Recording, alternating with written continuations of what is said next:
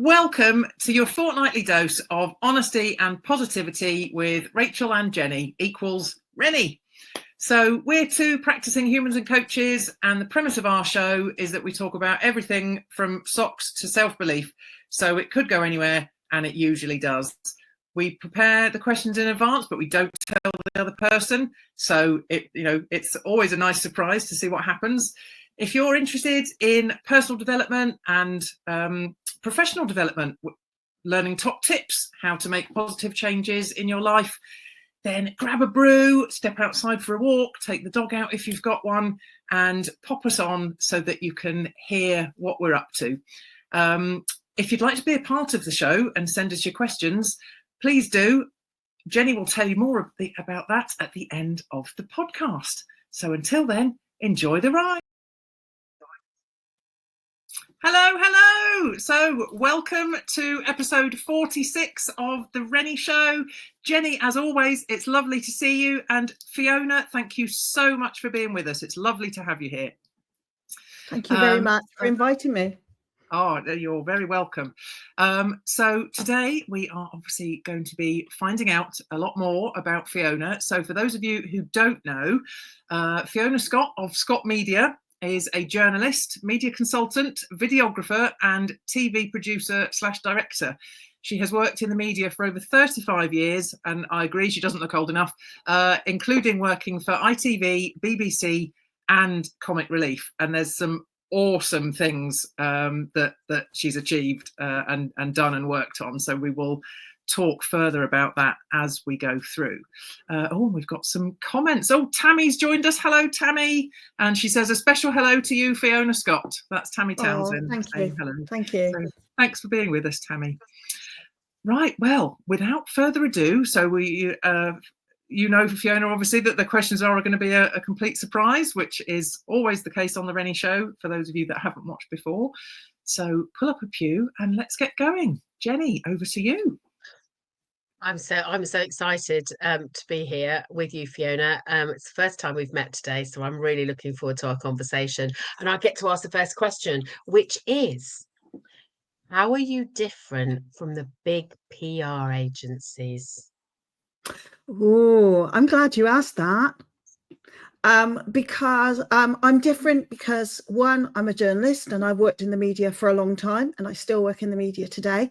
So I know what the media wants and not what PR agencies think the media want. And the other is, I'm being very careful with my language here. I don't believe in BS or smoke and mirrors. And it's a sector where there is a lot of that, in my view, false promises that cannot actually ever be delivered. So I try to specialize in practical public relations. And the other thing I do is I train people to do their own PR if that's what they want, either because that's what they want, which is perfectly allowed, or that's what they can afford. But I tell all small business owners or individuals, experts, they all need to do PR. Does that answer your question, Jenny? It does. I've got a whole load more that I could, but I'm going to be very good, and I'm going to stick to the format of the show because otherwise it will go off all over the place. But absolutely, I think there are many people who have been burned by PR, and I also think there are many examples of, as you said, where people have been promised things that don't happen. Their expectations have been raised and then they feel that they have been somehow shortchanged, and often it's because of the kind of conversations they've had, isn't it? So it's fabulous that I love the fact that you are also teaching people how to do it themselves if that's what they want, which is fabulous. So, and at the end of the show, we'll be letting you let people know how they can get in touch with you if that's something that they're interested in. So for our second question, it's over to Rach. Just before I ask that second question, I just wanted to kind of add to what's been said in terms of, I think PR can be quite misunderstood. And it feels like to me that, and I know this is true, but you really care about helping people to understand. And I think this is where the sector perhaps does itself a disservice because it keeps going with these misconceptions, and clients don't know what they don't know, and so they think that, oh well, this must be the right way of doing it then. And so to have that option of I will help you do it, or I will do it for you, is brilliant and honest. And I absolutely love the values that you imbue in your business. So I just wanted to get that in there as well. Oh, thanks, Rachel. So question number 2 then, what keeps you going when the going gets tough? That's a really easy one, actually. It's passion for what I do, because if you don't have that, then how are you going to get through the tough days and the days where people aren't kind? It's not very nice. You fail at something, and those days come. And passion gets you through those days. It's easy to be passionate on days where everything's going swimmingly well. Yeah. It's tougher to do it on days which are, bleak, for whatever reason that might be. So yeah, simple answer, it's passion. And where does that passion come from for you? Started when I was about 14 years old, and I met a TV journalist in my hometown of Radstock in Somerset. And on that day was the moment I thought, that's the job I want to do. I want to tell stories in communities about people. I felt that passion then. I didn't pursue it right then because my mum said to me, "You'll never do that, Fiona. You'll never do that. You're far too sensitive." And sadly, I did believe her. It took a few years for me to realise that actually I could do it, and I've done it ever since. And that's how I think of myself. I'm a storyteller, and I either tell stories about other people and sometimes about myself, or I help other people to tell their stories. Absolutely love that. That's brilliant. To hear that it came from such a young age. It's not necessarily the typical thing you think of a young person wanting to do necessarily. It's always, society tells you've got to want to be an astronaut or a nurse or a policeman or all the kind of traditional things. And I love that you had an experience at such a young age that has just stayed with you and then just grown. And that must feel brilliant to be in the position that you're in now. When you think back to that 14-year-old Fiona and to think where you are now.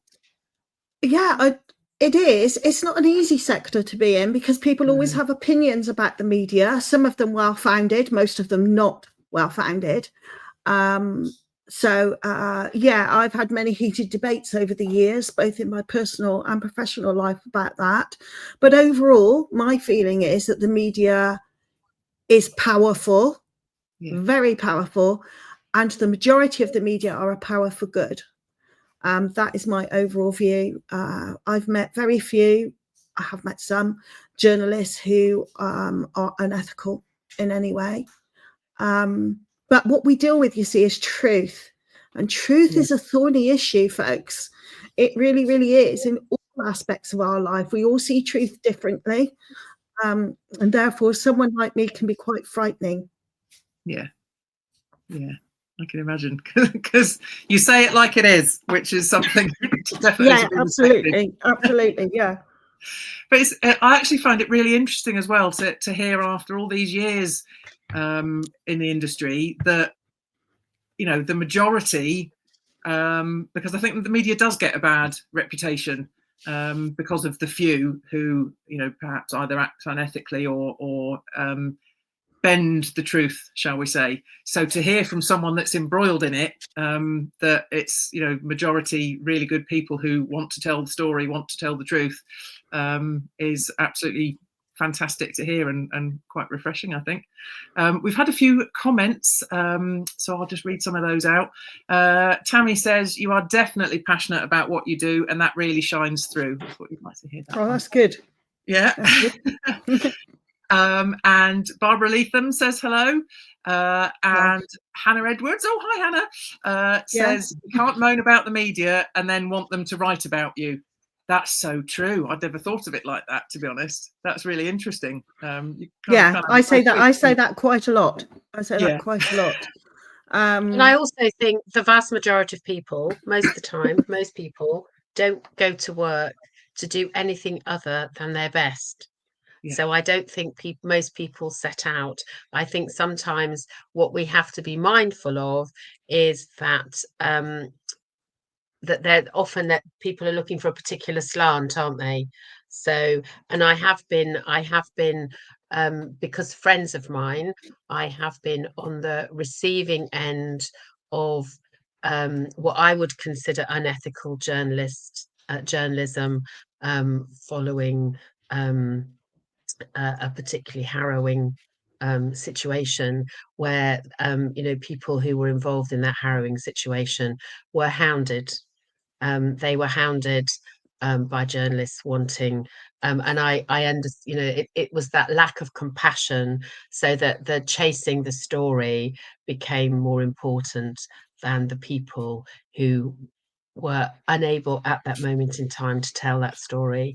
And I think that that colours your perception, doesn't it, of the press, when you have been privy to the lengths that some people will go to get an exclusive story from people who are absolutely broken and on their knees.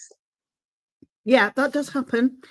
Often, actually, it's the paparazzi who are the most doing that, because the better picture they get, the royal family is a classic example of that. The better the picture they get, the more they get paid. And there are journalists who will do that.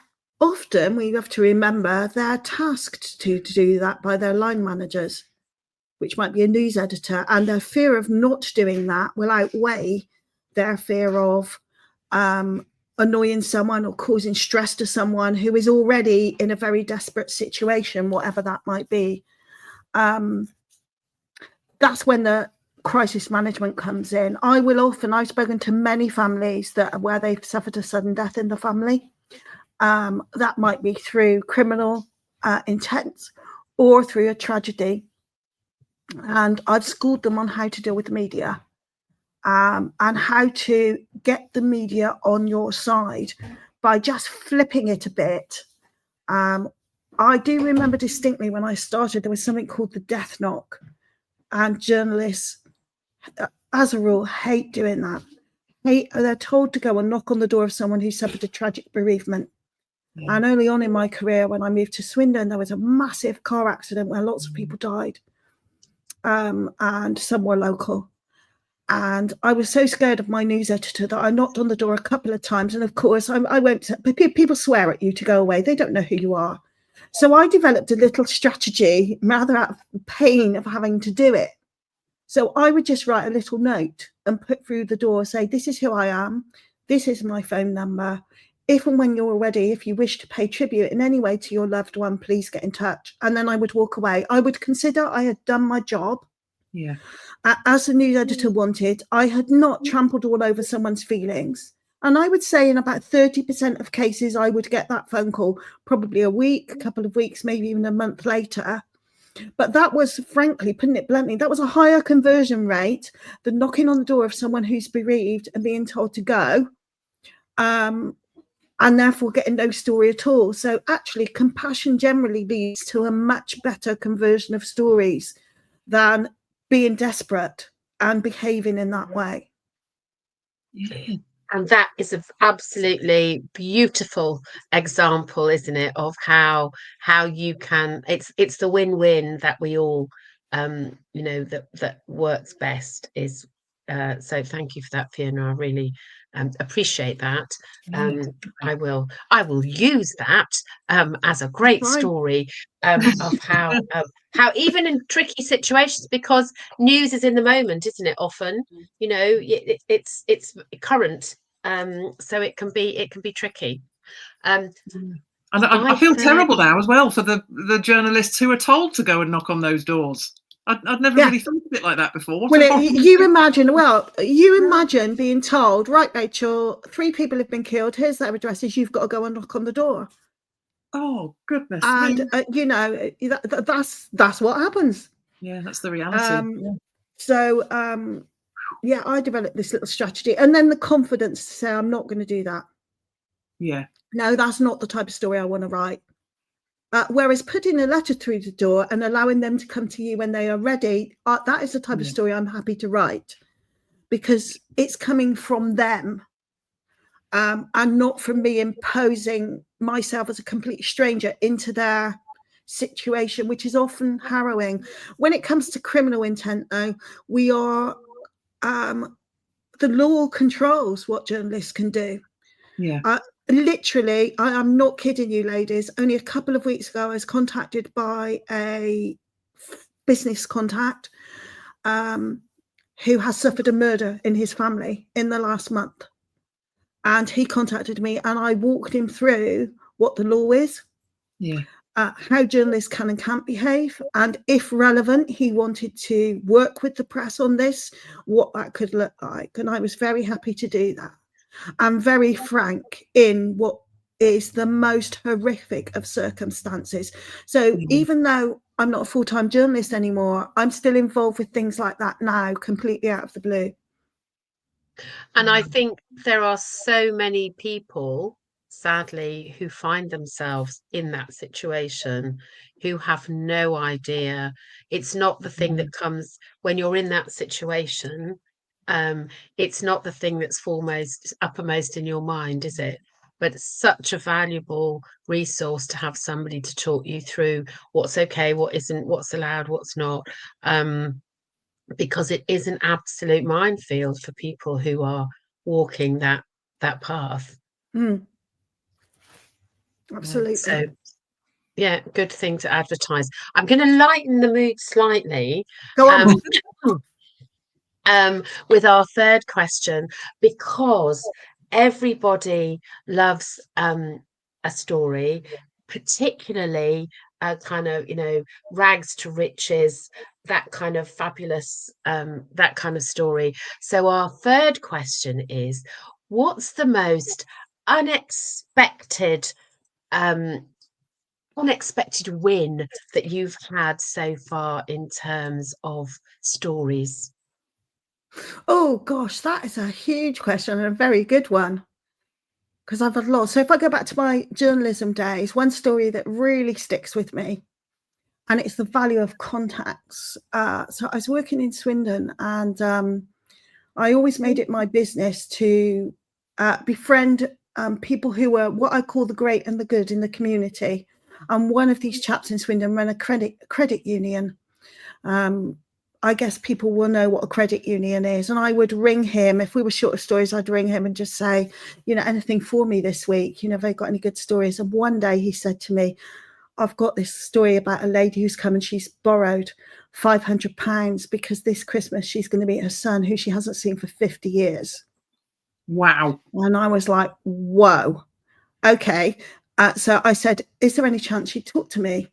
And so he asked. I was invited round, went to meet her and her husband. Lovely couple from Swindon. Anyway, it transpired that post-war, her marriage had broken down, and her previous marriage, and her ex-husband had taken their son to South Africa. And she had not seen him from that day to this, had tried to contact him, had no way of doing so. Her ex-husband had then passed away, and she had got a message from her son, who had been told that she was dead. He had grown up his whole life not knowing that his mother was alive. And it was a comment at his father's funeral that made him realise that his mother was still alive. And he contacted her, and she wanted to make it the most fantastic Christmas. So I contacted him with her permission in South Africa and interviewed him. And he was coming over. So I arranged to meet him at Heathrow Airport to do an interview with him. So I was headed off with a photographer really early in the morning. Unbeknown to me, and this is how crazy the media is, it was a really slow news time that Christmas. Slow. When I got to Heathrow, there's me as the local reporter for the Swindon Advertiser in a press pack of hundreds of journalists waiting for this chap, including some South African magazine journalists who'd paid for his flights, which I didn't know, and had bought his exclusivity. but I wasn't having that. I'd broken the story in the UK, so I plonked myself in the back of their car with him just to get a few words so that I could file my story that day. Because actually, as the Swindon advertiser, I wasn't competing with a magazine that was going to go out in South Africa. And that was a really lovely story. And we did stay in touch for several years after that as well. I mean, that's just incredible. Yeah. And you said story. you had a few. So I think it's the same question. So if you've got another one, we've got time for you to give us another one. Yeah, okay. Because you've set the bar really high. Oh, right. Okay. Yeah. I'll try to think of another one. Sometimes as a journalist, you become part of the story completely unexpectedly. And I was tasked with covering a balloon fiesta in Swindon that was coming, and they were doing a media balloon flight early in the morning. And the idea was to do a feature and to flag up this fiesta that was going to take place in a couple of weeks' time. So it's really early morning. Myself and a photographer turn up, get into this balloon. And there's a big mass takeoff, and it's absolutely glorious. It was the first time I'd ever been in a hot air balloon, and I'm in a hot air balloon shaped like an old-fashioned Motorola phone. So it's big and it's black, and it's not round, it's not that, it's that. Anyway, we're up in the air, me and Dave, the photographer, with a balloon pilot, and I'm thinking, this is gorgeous. Swindon looks lovely from the air. It really, really does. And suddenly I thought, oh, what's that? What is that? Little black bits of material on fire started floating down. Oh, what? I looked up, and our lovely balloon was on fire. And the pilot said to me, brace, we are going to crash land. Oh my God. I know. And you didn't have time to think about it, to be honest. So I bent my knees, didn't know how to brace in a ruddy balloon basket. The balloon came down with the crash. I go forward and bang my nose really hard on the pilot, thinking I've broken my nose. It then bounces along a field really, really, really hard and fast, and then comes to stop in a hedge, like my face is there in the hedge. And I get out of that balloon basket in about 2 seconds flat. When they say we've stopped. I stand back and realise that the balloon not only has caught on fire, but it has wrapped itself over the hedge and over power lines. So if we'd gone any further, we would have hit power lines. And I stand back and later find out we'd taken out electricity to about 300 homes in Swindon. And my nose was all swollen. It wasn't broken, as it turned out. We walked back, and then all the other balloons started landing with all other journalists in, including TV crews, came running across to see if we were okay, including the press officer for the balloon fiesta, who then said to me, "You're not going to put that in the paper, are you?" Whereupon I did swear at her. I can imagine. Apart from explaining that everybody else has filmed that or got that, pictures of that. They got more coverage than they were anticipating, to be fair to them. And it took a few more years for I had the courage to go up in a hot air balloon again. But I have been up since, and it was all good. But yeah, does that fit the bill? Wow. I think you've gone from the I think that's both two ends of the spectrum, isn't it? Thank goodness you're all right and that you're safe. Yeah. And it's that fascinating thing, isn't it, of the what if we'd gone this much further, we would have, but we didn't, and you were safe. And your nose looks perfectly restored with former glory. So that's good. Cool, blimey, O'Reilly. Yeah. We could chat all day, couldn't we? I think we could. I've got lots of stories. Yeah. I will just put in, there's been a couple of comments in the comment thread that you might like to hear. So Tammy says, yeah, absolutely no BS with Fiona, but there's also kindness too. Yeah, absolutely. Totally agree with that. And Barbara says, had the pleasure of working alongside Fiona for many years. It takes courage to be truthful and ethical. Fee walks the walk and talks the talk. If you can respect and accept that is her nature, you will always know where you stand, and you know she will stand by you too.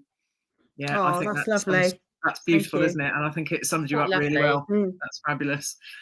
And it's great when it comes from somebody else. So well done. It's lovely. Absolutely. Now Absolutely. it's your turn. Yeah. So you get to ask us your question. So what would you like to ask? Okay, so I would say, what is one thing in your past that has led to the person that you are today, Jenny? Or one thing, obviously I'm quite old, and so there are many Not as old things as in my, me. I think I probably am, but I think if I had to, one thing, it would be the worst point in my, the lowest point in my life, or one of them, was my divorce, because it came as a complete shock. What the details are, the funny bit is that in our family it's known as the washing machine moment, because I thought that my husband and I were about to have a conversation about a washing machine, a new washing machine, and in fact we were having a conversation. It turned out that ended our marriage. So it was one of those things where when you're thinking that you're going to be talking about this, and actually it's a 900-degree pivot. And I think it was something that I had no experience of.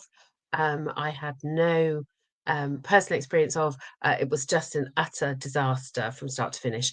And I realized as part of that process that I had also lost myself within that marriage, which is where my buried brilliance work comes from. So I was not only starting again from scratch, I had to rediscover, I had to dig up those kind of facets of who I was, because I had no idea really who I was. So I think that incredibly dark time in my life, which seemed to go on for a long time, gave me all that I have now. So I am incredibly grateful for that time, although I wouldn't like to go through it again. No. Oh, I love it that we've all got stories within us. So Rachel, same to you, please. Yeah. Okay. So the one that comes to mind, I mean, like same as Jenny, there's obviously more than one, and I'm sure that's true for everyone. But the first one that comes to mind, in a similar vein to Jenny, was from a very low point in my life, at the point when I was serving in the Air Force, when I had my breakdown. And there were many horrendous things about that time. There were also wonderful things in terms of the support. So one thing, there was a couple of key things from that I learned that have really stayed with me. First of all, I had made assumptions about certain people around me and how they would react to the fact I was having a breakdown. I just feared they wouldn't get it and they would judge me. And actually, they were some of the most supportive people. So it really taught me about not judging what you think someone is or how they might react to something. And the other thing it taught me is that essentially there is a finite range of human emotion. So for any given person, so if you imagine someone's at the absolute extreme of their worst experience, having a horrendous time, that it doesn't matter what caused that. If for them that's their cat dying, or for someone else it's losing a parent, it doesn't matter. There should be no comparison between the type of suffering. If someone is experiencing the absolute extremes of their own emotion, then that's something, we don't need to worry about what the cause is. It's about how we try and help that person and try and maybe see things from their point of view for a moment, try and sort of, walk in their shoes, or see the world through their eyes, and that for me has been a really fundamental part of my journey from that point on, and how I approach coaching, my values. You know, it's been really, really important. So again, it's come from what you might consider to be a really horrendous negative experience, but I think we'd probably all agree that usually that's where most of the learning comes, when we have these awful experiences, and it's how you then pick yourself up and move forward. So does that answer your question? It does answer my question, and I suppose my supplementary question to both of you, and excuse my ignorance if you've already done this, is when's that book coming out then? Oh, well, actually, I have written it, Fiona. It's been sitting. I wrote it quite a long time ago, and they say, don't they, you have to. It's always better when it's written from the scar, not the wound. Yes. So I have written that book. It's been sitting on my computer, ready to go. I'm just re-editing it, tweaking it a bit. So it will be published in the next couple of months, I hope. Marvelous. Well, there you go. Well, I feel under pressure now then. Interestingly, I have just written, how many words did I write? About 13 or 14,000 words. It's not complete, but of the big events of my life as part of a business boot camp that I'm doing. Shout out for the Thrive Tribe if anyone of them are listening. And I have to admit that, because obviously I was doing this task as part of the boot camp, so I kind of had to do it, so to speak. But actually, I was really pleased that I'd been put in a situation where that was something I had to do, because it really made me think about those experiences, but B, how I can use them in terms of whether it's a book, in terms of whether it's memories that I hand down to my children. You know, it caused all sorts of things to start whizzing around my head. So I guess the response is, watch this space.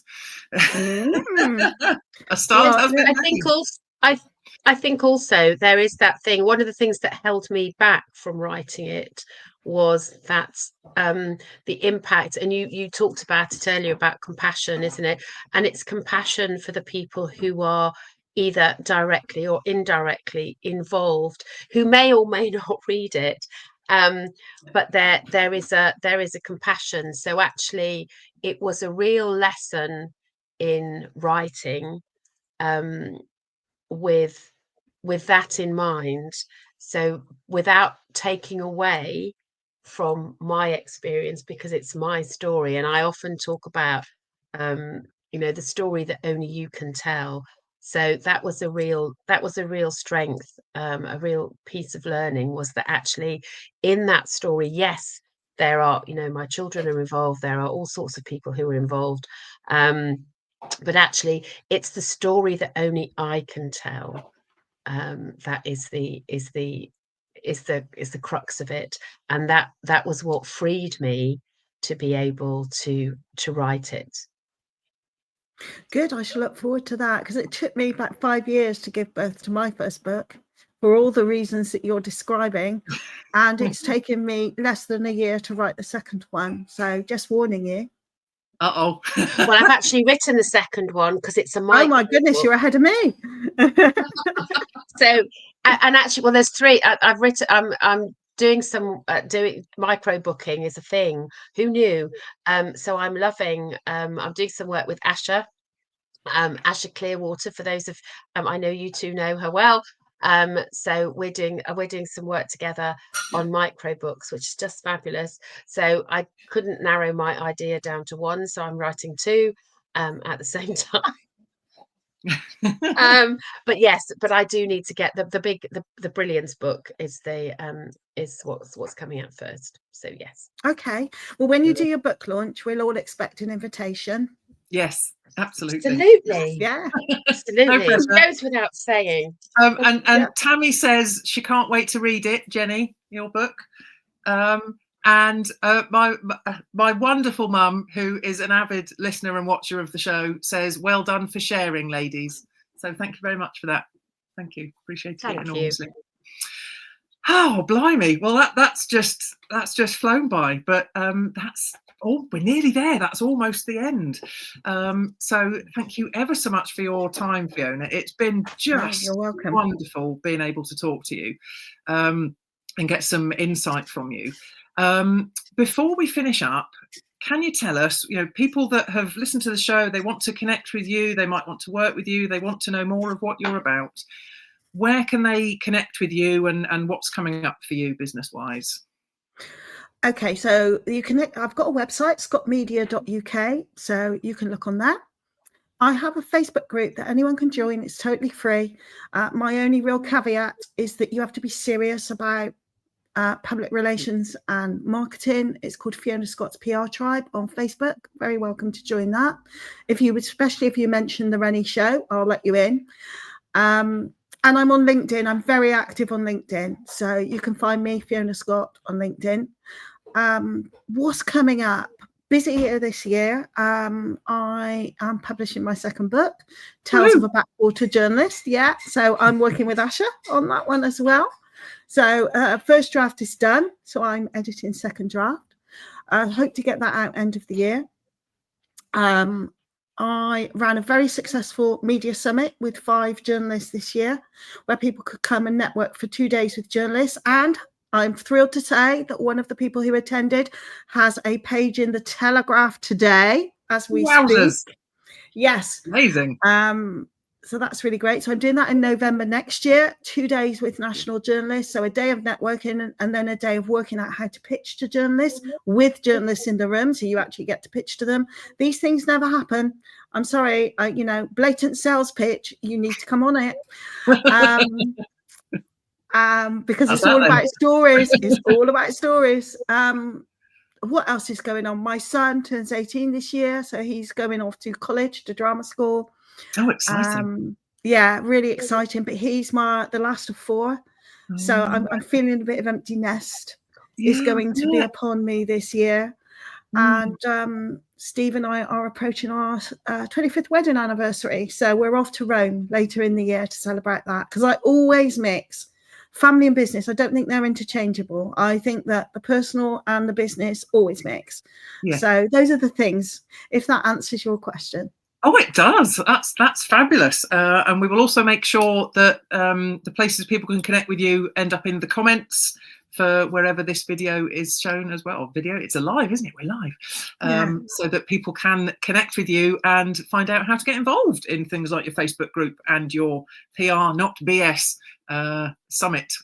Or no, hang on. Is that the name of the summit? That's the name it's of the It's called the No BS Media Summit. That's it. No BS Media Summit. And of course, your podcast. We ought to give a shout out for your podcast. Oh, yes. Yeah, I've had a podcast for 4 years called PR Not BS with Fiona Scott. And I interview people I'm very interested in, plus journalists as well, because I'm interested in them. Because I am, at the end of the day, I'm a bit of a nosy old bag.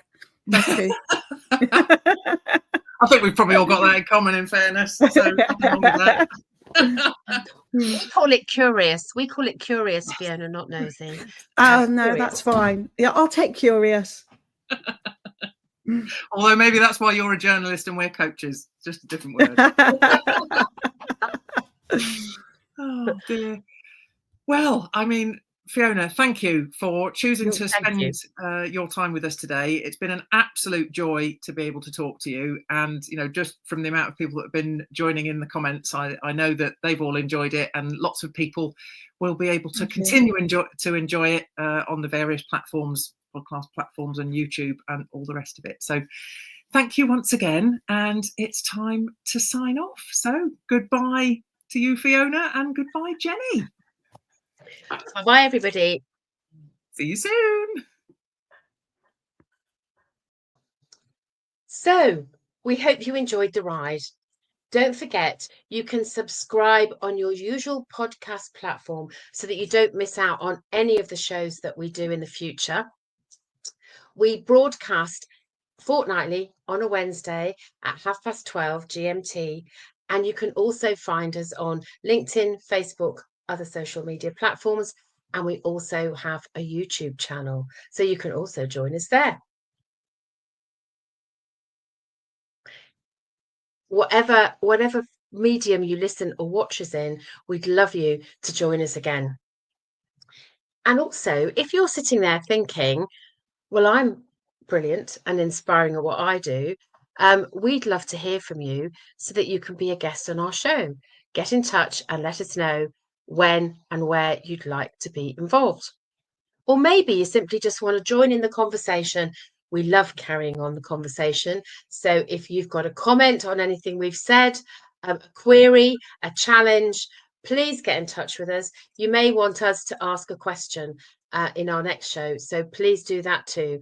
We'd love to hear from you, and we look forward to anything that you have to say to us. I think I've said everything. If I haven't, you can tell me that I've forgotten something. And until next time, stay brilliant, stay inspiring, and enjoy your fortnight. Bye for now.